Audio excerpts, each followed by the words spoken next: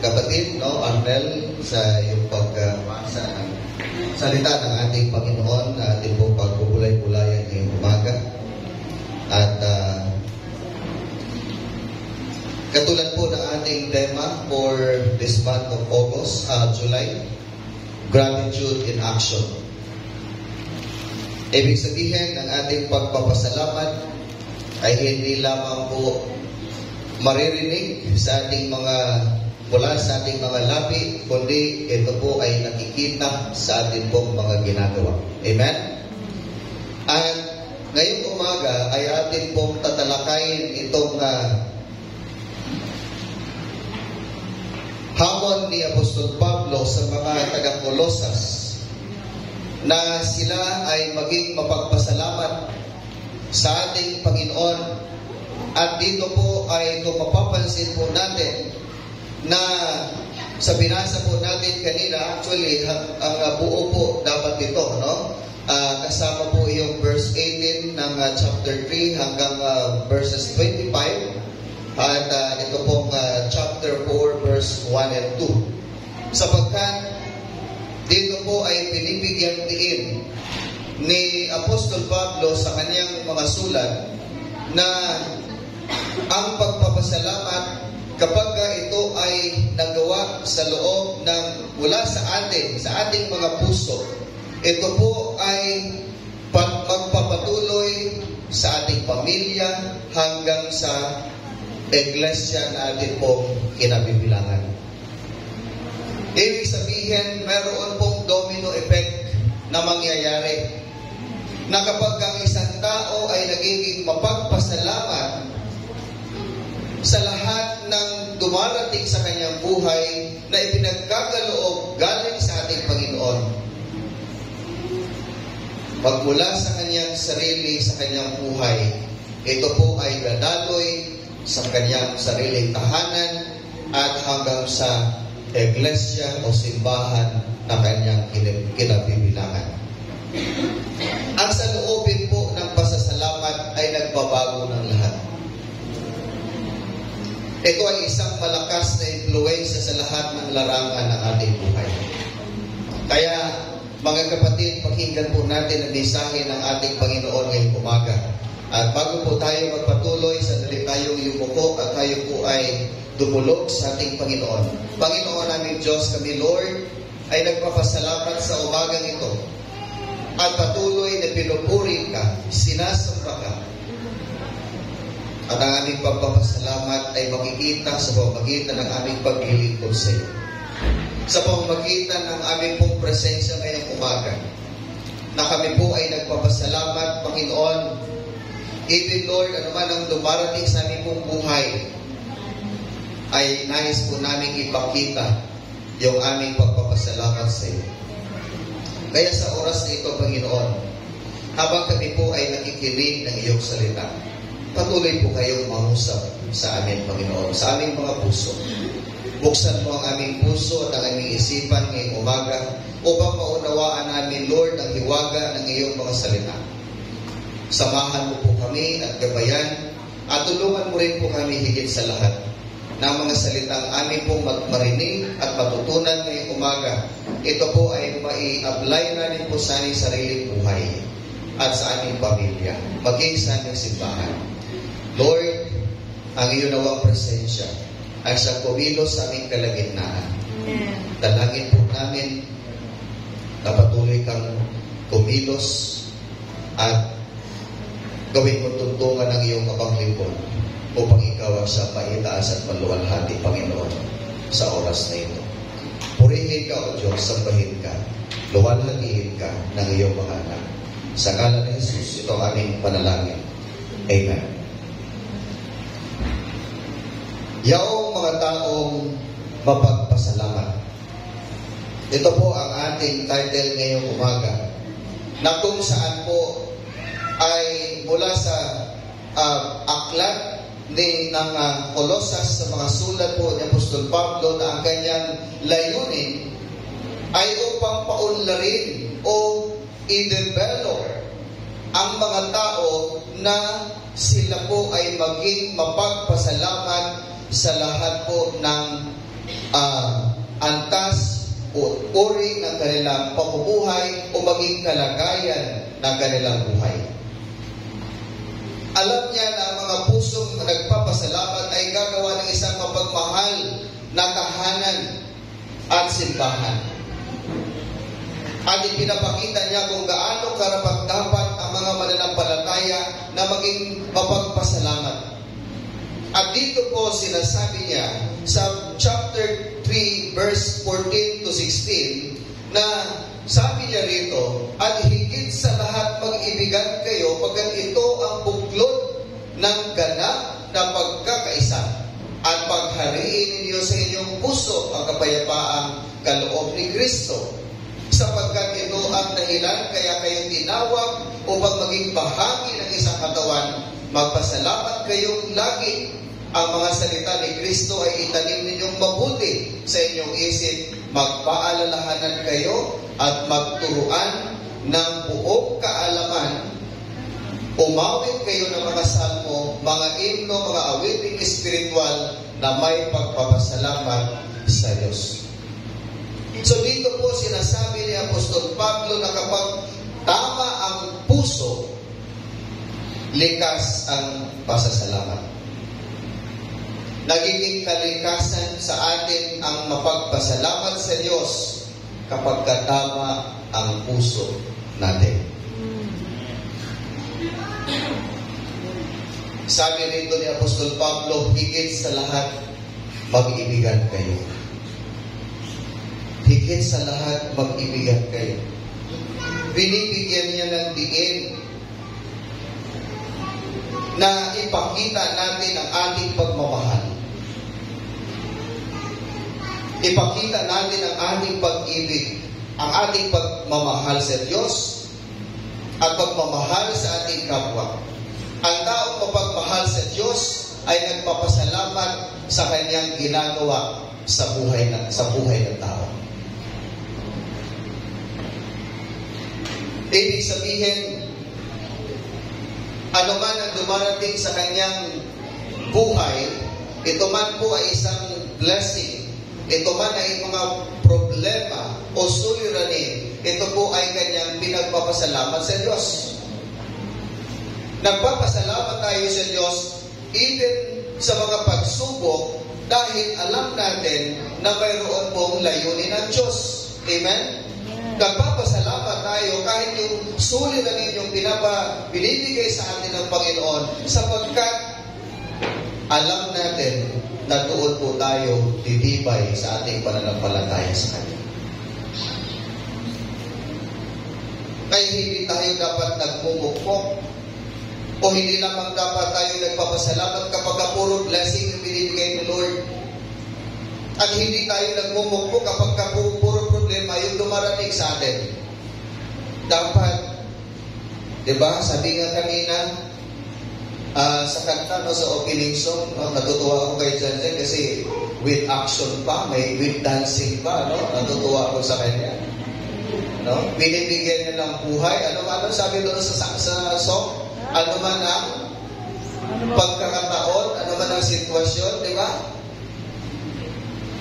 Dapat tayo magpuri at magpasalamat sa Panginoon. Amen.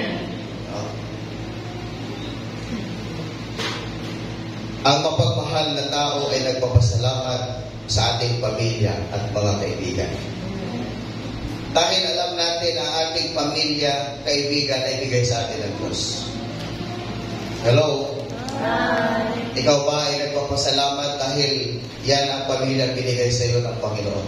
Amen. Hallelujah. Palakpakan natin ang Panginoon. Kaya pinapagalang sa Hallelujah. Pero tignan pa natin mamaya. Ang kapayapaan ng Diyos ay dumarating sa pusong nagpapasalamat. Ay sabi po ng Pilipos chapter 4 verse 6 to 8, huwag kayong mabalisa tungkol sa anumang bagay, sa halip ay hingin ninyo sa Diyos ang lahat ng inyong kailangan sa pamamagitan ng panalangin may pasasalamat.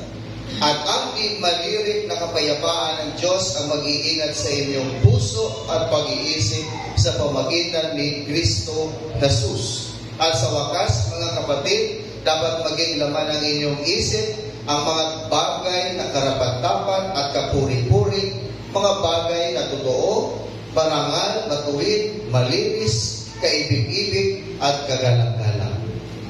So sa talatang ito ay sinasabi po dito na ang kapayapaan ng Diyos ay dumarating sa tao kapag siya ay merong isang pusong naging mapagpasalamat sa lahat ng pagkakataon o anumang sitwasyon ng kanyang buhay na kinakaharap ay nagagawa niyang magpasalamat sa ating Panginoon.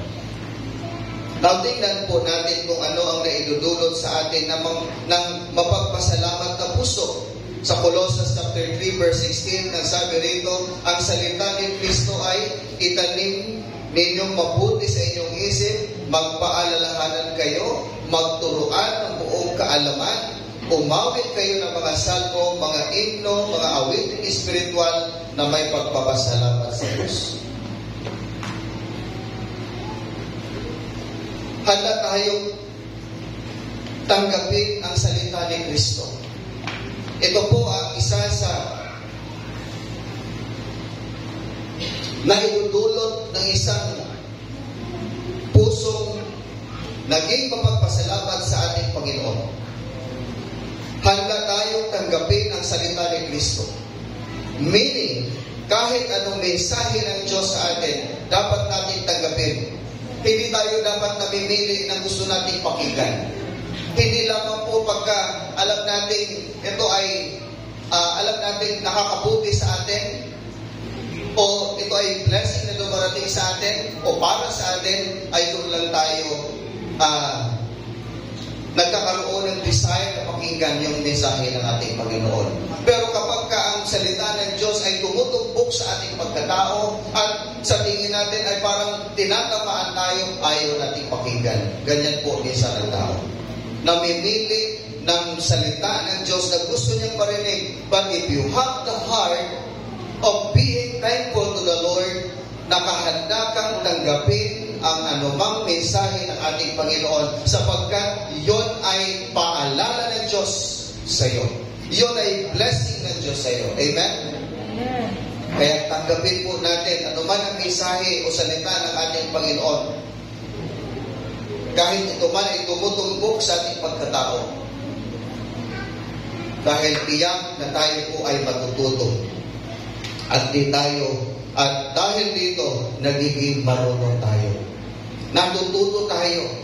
And itong karunungan or wisdom na binibigay ni Lord, it is the result ng pagtanggap ng salita ng ating Panginoon.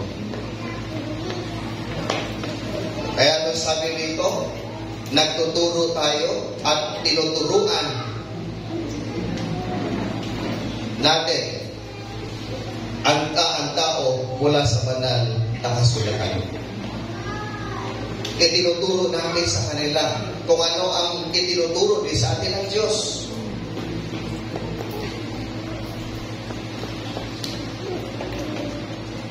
At sinasabi pa dito na ang saya ng pasasalamat ay nakikita sa atin kapag tayo po ay umaawit ng mga himno. Umaawit tayo ng makalangit na awitin.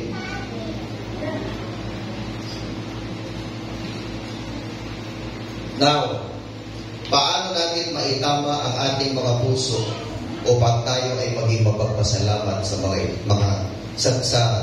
maging mapagpasalamat na tao? Dapat natin ipagtapat ang ating mga kasalanan upang tayo ay maging matuwid sa harap ng Diyos. Unang Juan, John chapter 1, verse 9, if we confess our sins, and He is faithful and just, and will forgive us our sins and purify us from all unrighteousness. Ay sabi po dito ng salita ng ating Panginoon na kung dapat natin ipahayag ang ating mga kasalanan. Dapat natin ipagtapat sa Diyos ang ating mga kasalanan. Dapat natin aminin na tayo ay makasalanan. At doon ay maasahan natin ang tugon ng ating Panginoon. Tayo ay kanyang patatawarin sa ating mga kasalanan. At sabi niya pa dito, lilinisin tayo sa lahat ng ating kasamaan dahil sa ay matuwid. Ibig sabihin, kapag ang isang tao ay sumusunod sa ating Panginoon, dapat mamumuhay sa ng matuwid, ng banal, sapagkat ang Diyos na kanyang sinasamba at pinaglilingkuran ay Diyos ng kabanalan. Kaya nais ni Lord ng lahat ng sumusunod sa Kanya ay maging malinis ang pamumuhay. Maging banal ang mga tao na isumunod sa ating Panginoon. At dapat din natin patawarin ang mga nagkasala sa atin upang tayo po ay maging tama sa iba. Amen? Amen. Patawarin yung mga tao na nagkasala sa atin upang tayo po ay maging tama sa iba. Ikalawa, yung sinasabi po dito ni Paul sa kanyang sulat sa chapter 3 verse 17 and chapter 4 verse 1. Nasabi na rito, at anuman ang gawin ninyo, maging sa salita o sa gawa, gawin ninyong lahat sa pangalan ng Panginoong Hesus at sa pamagitan niya ay magpasalamat kayo sa Diyos Ama. And chapter 4 verse 1, mga Panginoon, maging mabuti kayo at makatarungan sa inyong mga alipin. Alalahanin niyong kayo man ay may Panginoon sa langit. Kapag tama ang buhay, normal ang pagpapasalamat. Kapag tama ang buhay, normal ang pagpapasalamat. Ang formula po ni Paul para sa normal na pamumuhay Kristiyano, ayon po sa konteksto na sa kanya pong isinulat, ito po ay patungkol sa isang individual o bawat individual, pamilya, employer at mga employee. Sabi niya dito, ginagawa namin ng lahat sa pangalan ni Jesus. Yung hamon niya po dito ay sabi niya na gawin ninyo ang anuman ang inyong ginagawa, gawin ninyo ito sa pangalan ng Panginoong Jesucristo.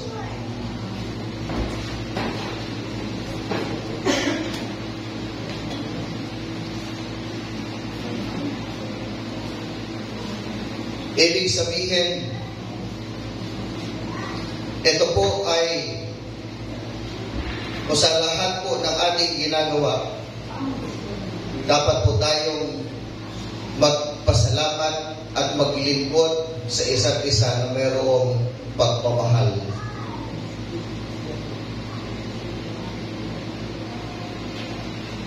Now, paano po nakaka-apekto ang pamumuhay na may pasasalamat sa pamumuhay ng pamilya?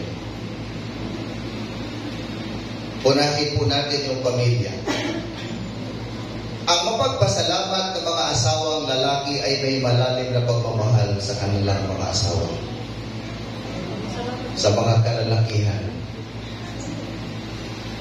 Sinasabi po dito na kapag tayo po na mga kalalakihan ay naging mapagpasalamat sa Diyos, ay ipinapakita din po na mayroon po tayong malalim na pagmamahal sa ating asawa.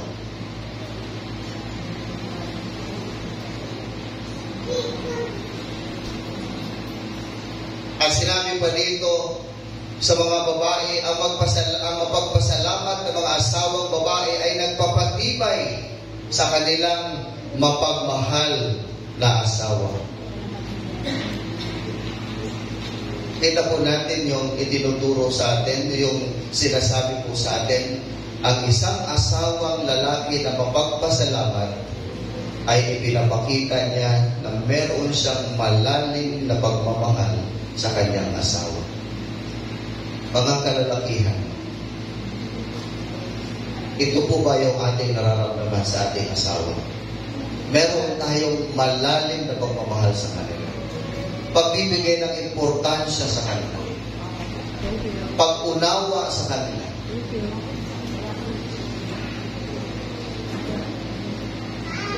Yun pong mga babae daw ay Paiba-iba ang ano nila. Yung mood nila. At doon yung papasok. Doon po papasok na dahil meron tayong malalim na pagmamahal sa Kanya, kailangan po natin unawain ang Kanya po pagkababae.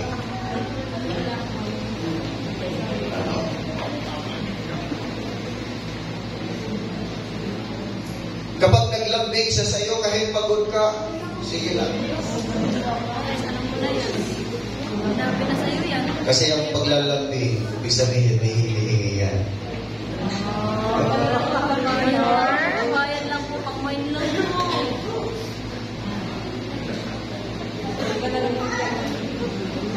Kaya kagabi nakita ko yung asawa ko, daming bit-bit na parcel. Sabi ko, paano ko ba ito paano ba magiging approach ko? Itong magiging mensahe ko bukas sa and then, hinahayaan ko lang po siya. Pera niya naman yun. Unawain po natin ang ating asawa sa mga kalalakihan. Sa mga kababaihan, kayo po ang magpapatibay ng kalooban ng inyong asawang lalaki. Hindi nyo dapat pinangihina yung kanilang kalooban. Ano po ang sabi ng Panginoon sa noong doon po sa first marriage?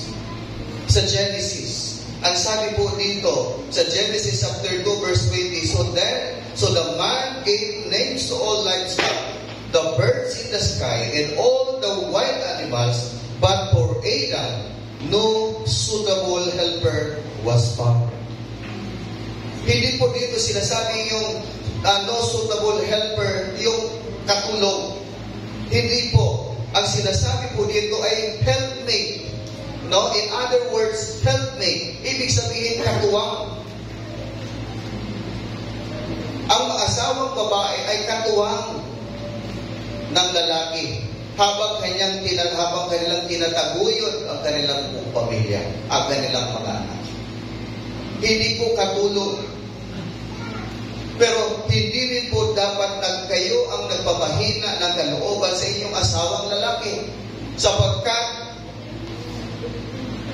ang iyong layunin bilang isang asawa ay para magpalakas sa iyong asawa. And vice versa. Ibig sabihin, dahil kayo ay magkatuwang, helpmate, hindi dapat ninyo tinitignan kung ano ang kahinaan ng isa't isa. Dapat ninyong tinupunan kung ano ang pagkukulang ng isa't isa. Amen? Sa mga mag-asawa. Normal lamang po yung nagkaaway, nagbabangayan, ngunit huwag po nating pahinain ang kalooban ng isa't isa. Sa halip, tayo po ang mag-encourage kapag nakikita po nating pagod, nanghihina yung ating partner sa buhay, tayo ang magpalakas sa kanya. Hindi tayo ang nagda-down sa kanya. Kaya ito po yung sinasabi ko rin, na parang nasabi ko na po ito noon, huwag nating sabihin o ipagkalat sa iba kung ano ang kahinaan ng ating asawa. Kasi parang sinisiraan natin sila. Parang sinisiraan natin yung asawa natin. Tandaan mo, sabi ng Panginoon, siya ay helpmate mo. Katuwang mo sa buhay. Para sa pagtaguyod ng buong pamilya ng inyong mga anak.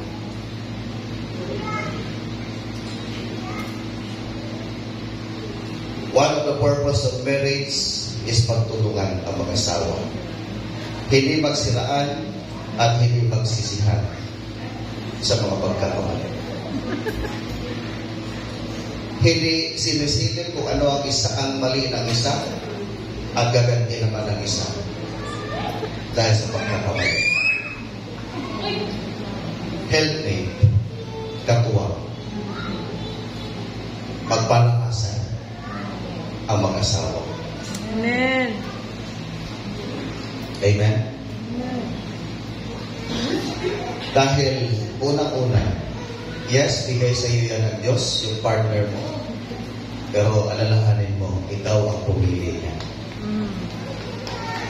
Ikaw ang pumili niya. Ibig sabihin, kahit hindi mo sa gaano kakilala, pero pinakasalan mo siya. Pinili mo siya maging kasama sa buhay.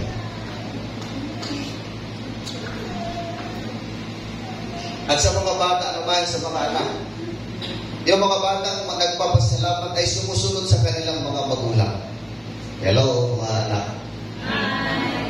Hi. Ang mga batang nagpapasalamat ay sumusunod sa kanilang mga magulang. Ibig sabihin, kapag ka ikaw na isang anak ay nakakatanggap ng regalo o nakikita mo maganda, maayos ang ginagawa sa iyo ng iyong mga magulang, binibigay sa iyo kung ano ang iyong pangangailangan, hindi lamang sapat yung salitang salamat po, kundi ipakita mo rin at suklian ang kanilang pagsasakripisyo at pagsusumikap para kayo ay maitaguyod ng mga anak. Amen? Now, sa paanong paraan? Mag-aral ng mabuti. Tumulong sa mga gawaing bahay. Maging masunurin at maging magalang. At higit sa lahat, yung magkaroon kayo ng takot sa Diyos. Ang nagpapasalamat ng mga magulang ay may malasakit sa kanilang mga anak.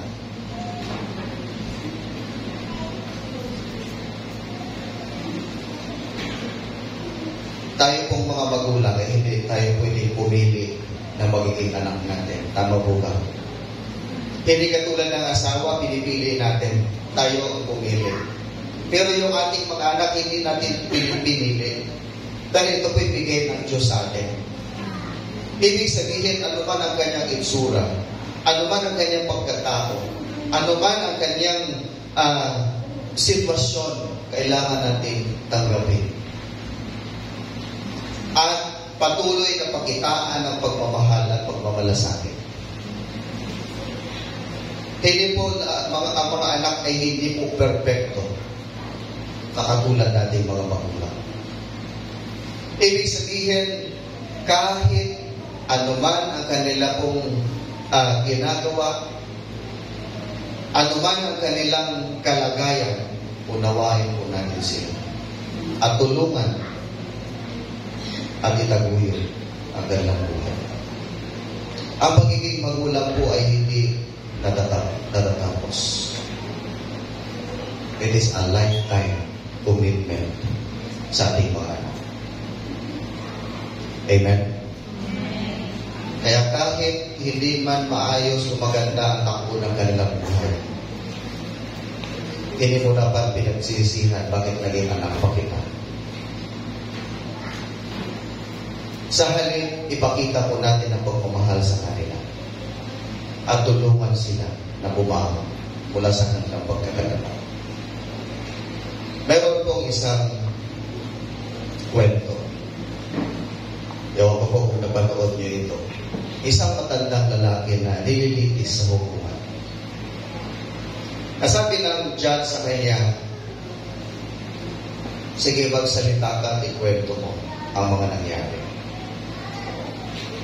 Ang sabi po ng matandang lalaki na ito, ako po ay nagdadrive ng aking sasakyan papuntang hospital dahil dadalhin ko ang aking anak na mayroong sakit. Subalit sa hindi ko sinasadyang pagkakataon ay napundol ko ang isang tao. Sabi po ng judge sa kanya, ilang taon ka na? Sabi ng matanda, 90 years old. Ilang taon na yung anak mo pinagdadrive mo patungo sa hospital? Sagot ng matanda, 66 years old.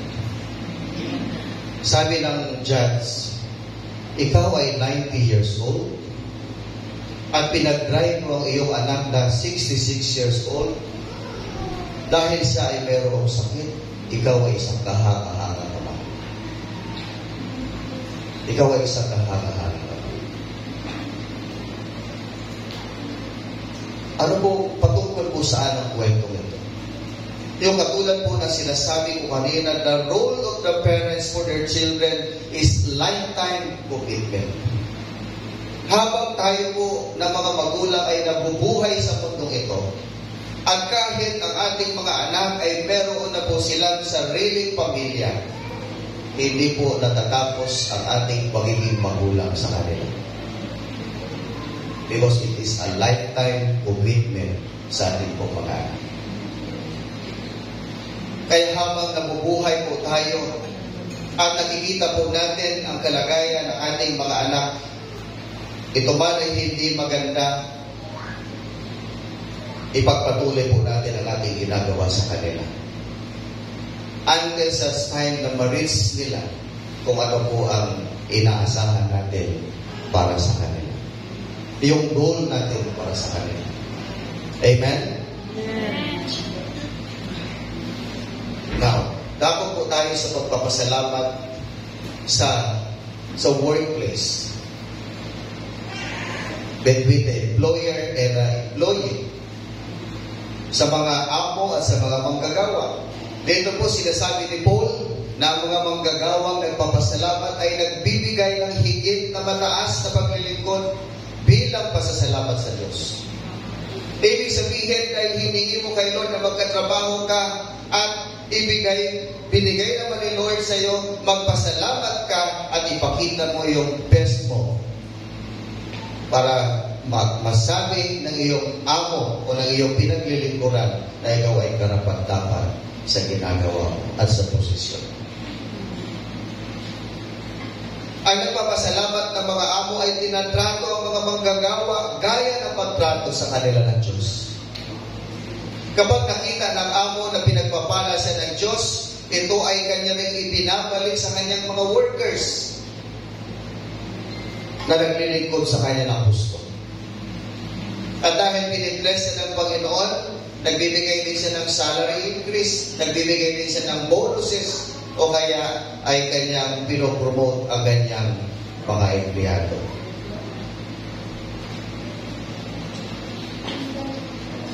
Ganun po ang itinuturo ni Apostol Pablo sa atin at ng salita ng Diyos ngayong umaga.